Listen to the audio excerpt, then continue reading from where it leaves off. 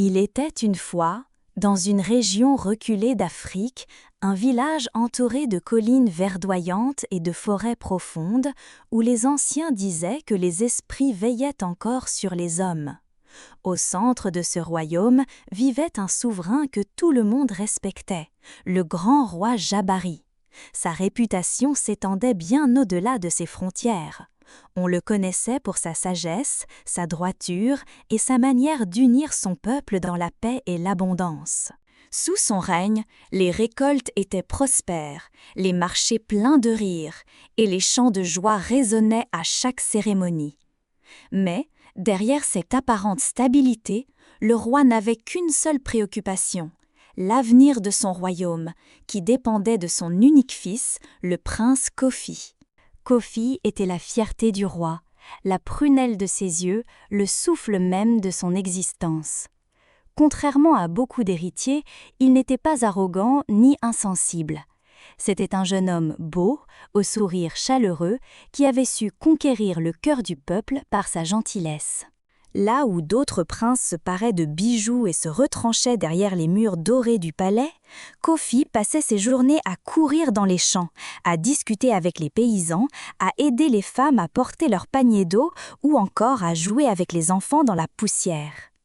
Les jeunes filles du village rêvaient toutes secrètement d'être choisies par lui, et même les mères priaient pour que leur fille attire un jour son regard. Mais lui, Kofi, ne cherchait ni la beauté superficielle, ni la richesse.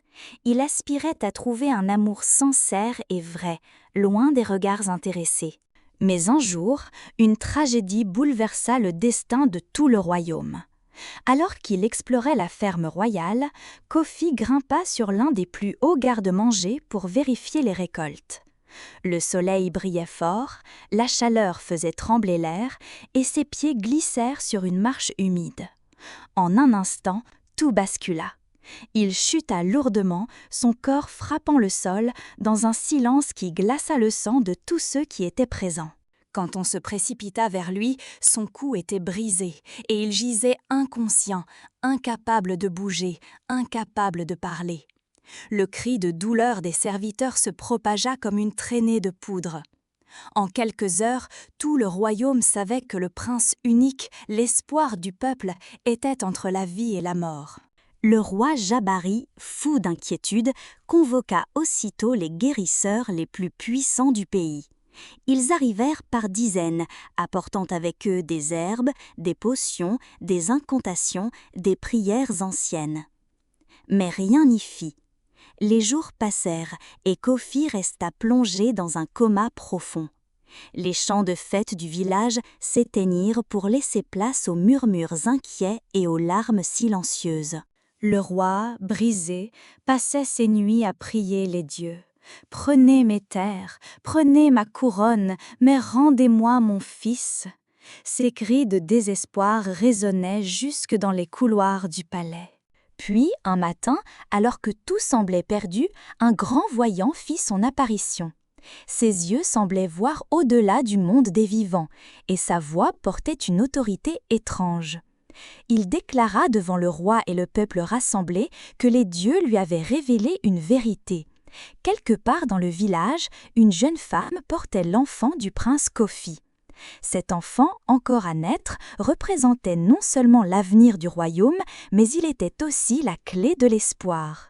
Si jamais Kofi ne se réveillait pas, cet héritier pourrait un jour monter sur le trône et prolonger la lignée royale. Mais le voyant avoua aussi une limite. Les dieux ne lui avaient pas montré qui était cette femme. À cette nouvelle, le roi Jabari, rempli d'un mélange de joie et de peur, lança un appel à toutes les jeunes femmes du royaume.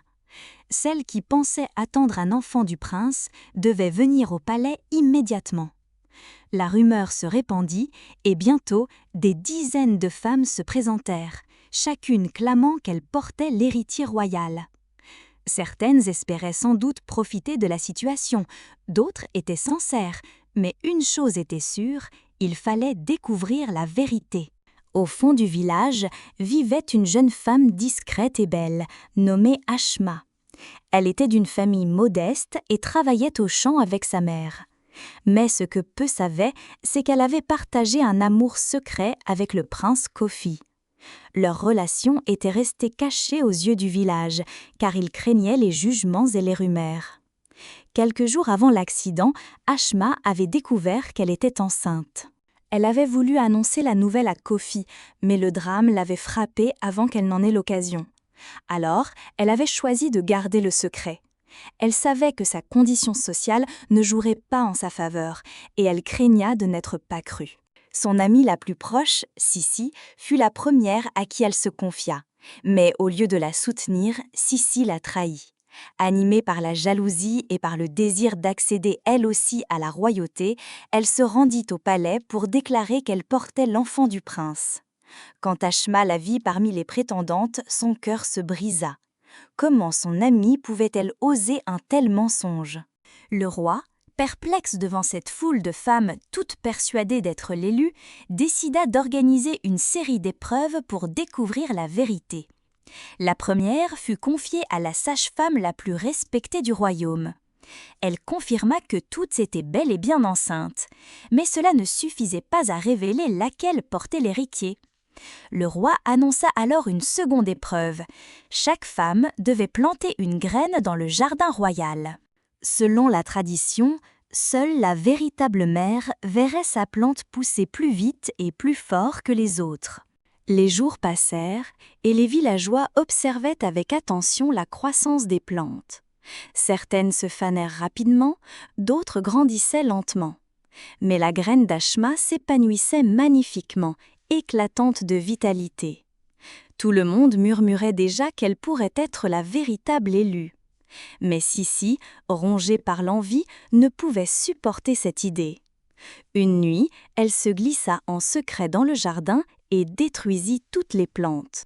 Le lendemain, quand le peuple découvrit le désastre, la confusion éclata.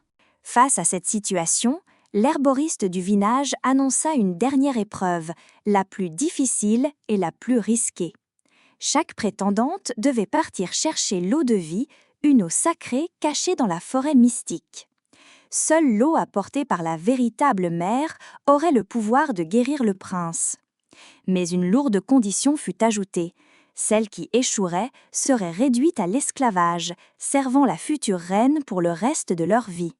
À l'annonce de ce sort cruel, beaucoup de femmes reculèrent, avouant qu'elles avaient menti. Elles s'étaient servies de la situation pour s'élever, mais désormais la peur les fit fuir. Seules 2 femmes restèrent, Ashma, déterminée à sauver celui qu'elle aimait, et Sissi, prête à tout pour devenir reine, même au prix de la trahison. Les 2 anciennes amies partirent ensemble pour le voyage. Elles marchèrent à travers les sentiers sombres de la forêt, affrontant les dangers, la faim et la fatigue. Ashma, malgré son état, avançait courageusement, guidée par l'amour. Sissi, elle, nourrissait dans son cœur la haine et la tromperie. Lorsqu'Ashma remplit enfin son pot de la précieuse eau de vie, Sissi saisit l'occasion et échangea discrètement les récipients. Elle était convaincue que seule l'eau d'Ashma pouvait réussir et elle voulait s'approprier la victoire. Quand elle revint au village, toute la communauté les attendait avec une tension insoutenable. Le roi priait en silence, les villageois retenaient leur souffle. Sissi s'avança la première et fit boire son eau au prince. Mais rien ne se passa. Le silence tomba, lourd comme la mort. Puis vint le tour d'Ashma. Elle approcha doucement, le cœur pur et rempli d'amour. Quand elle versa l'eau dans la bouche du prince, un miracle se produisit. Kofi ouvrit les yeux. Lentement, il se redressa, reprenant vie devant tout le peuple qui éclata en cris de joie. Mais le véritable secret apparut alors. Ce n'était pas l'eau qui avait guéri le prince, mais la sincérité et l'amour profond de celle qui lui avait donné à boire. Le peuple acclama Ashma comme la véritable élue. Le roi Jabari, les larmes aux yeux, la prit dans ses bras et la reconnut comme future reine. Quant à Sissi, son mensonge et sa trahison furent révélés.